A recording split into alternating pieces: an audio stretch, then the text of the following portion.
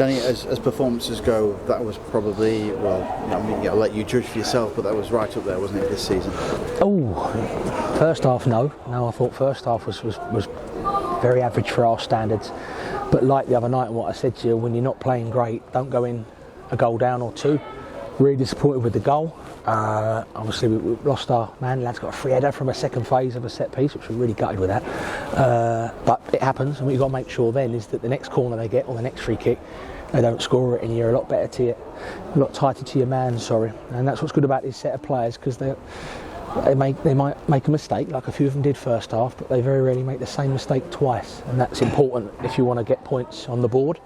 To go in at half time 1-1 after playing average or pretty poor, should we say, for our standards, it's important that the players came out and upped their game, and they certainly upped their game to a man. I think each player individually made a mistake in the first half, whether it be a sloppy pass or a slip or something, so they're all in it together. And I've been in the dressing room at half time when it's going great and everyone's buzzing at half time, high-fiving each other, and today was a bit more, it was going, come on lads, we need to liven up a bit. So it was fantastic. The performance second half, I probably disagree with. I think the second half performance really got us the win, and lovely to do it down the end of all those supporters as well. What I mean, in the first half, do you think at times the side was losing the physical battle because they're a physical side? I wouldn't say losing the battle, but it was a battle. And I thought Kidderminster had a right go. Long throws, balls in the box, 5 players plus 6'2". It's tough, but we've got some big uns. We've got some big boys, Jamie Grimes, Tyron, etc. So, we base ourselves on being quite an all-round team. We want to play nice, attractive football, but like we saw against Bromley, we can mix it with the physical teams, when they throw it at us. And I thought first half, bar the goal, we defended really well our box. What we were made the mistake of doing though was giving the referee too many chances to give free kicks and corners and long throws. And I think you thought even with Miguel Freckleton, when he sort of mishit the right foot, we're trying to tell them not to put the ball out to give them a long throw, and with that sadly come a mistake, and that sort of spread a little bit around the team. But Frex included, second half, was excellent and composed and showed some real character, because this is not an easy place to come to, and the third goal on the counter-attack was just sublime.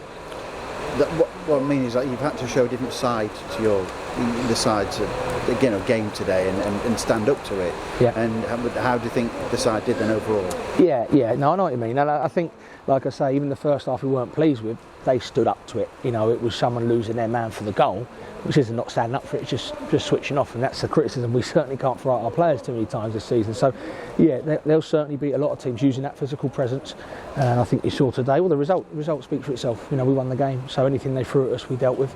I wouldn't say easily, but as its game went on, I really fancied us to see it out like I did against York. And the difference between York and today was that the first half I didn't really feel that they were going to cause us a threat from open play or set pieces. Today I felt a bit edgy, and I think the players looked and felt a bit edgy. And like I also said, when you are a bit edgy and you're having a bit of a bad time, don't concede just after you go 1-0, because then it's 2-1, 3-1, and then it's hard to break that team down. So credit to the players today. You must have been delighted with the way that the side were clinical in the second half to get those chances, and there were a few more chances as well, weren't there? Yeah, there were. I just said to Phil over there that we brought Tom Naylor in to be a destructive midfielder. At the minute he's setting up goals and he left, right and centre, scoring them, looking like he's a threat. So to win this league, to get out of this league, any team has to have more than one string to their bow. And like you touched on there, Paul, defending resolutely is one of them. And I think overall we did that today, being ruthless. We're not putting our head in the hands with silly missed chances. The striker we brought in to get a load of goals is now definitely more than one every 2 games. So everything's going in the right direction. And even at the stage now where you don't really, well, you do, but it's not that onus to check the scores of Barnet. You just, I think they're going to win. Fair play to Barnet, they keep winning. But at the minute, I've got a real faith, or we've got a real faith in this team that they're going to keep winning. But it's important that we will have a few more poor performances like we did first half, that you find a way to come in at half time not behind, and then you find a way to win the game once you pick yourself up off the floor. How good was Tyron Williams today? Yeah, excellent. Really, really good. I think actually was one of the better performers in the first half. Very, very solid. Morgan Smith tried to play on him second half. I think he wished he stayed on the other side, didn't win a header.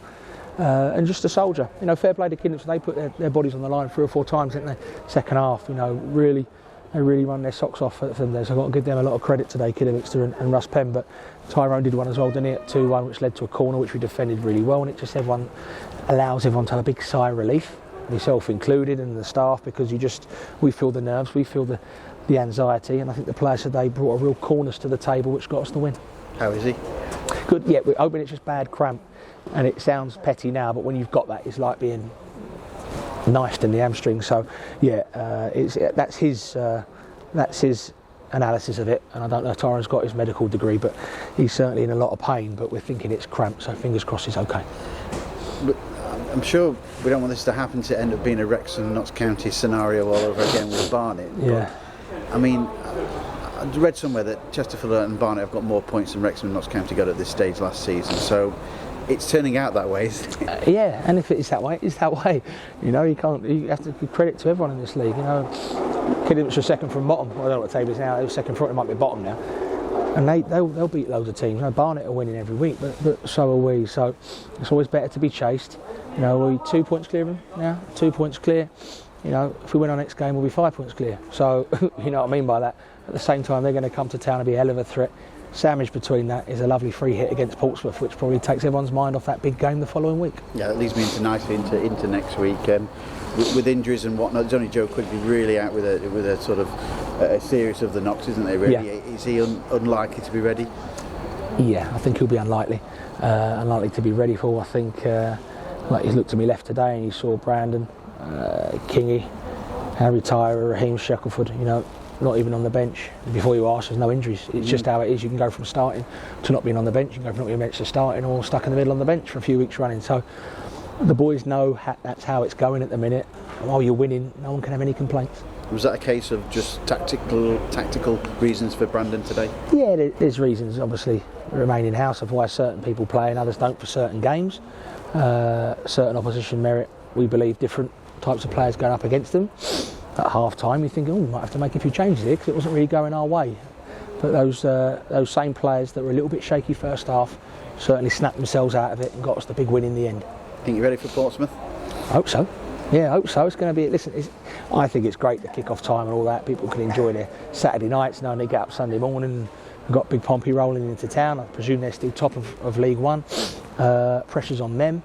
We believe we can beat them. I'm sure they believe they can beat us. So hope the supporters come down, packed house, and it'd be nice to be in that second round draw with it. But yeah, I think we're going to focus on the league and use the FA Cup as a nice distraction.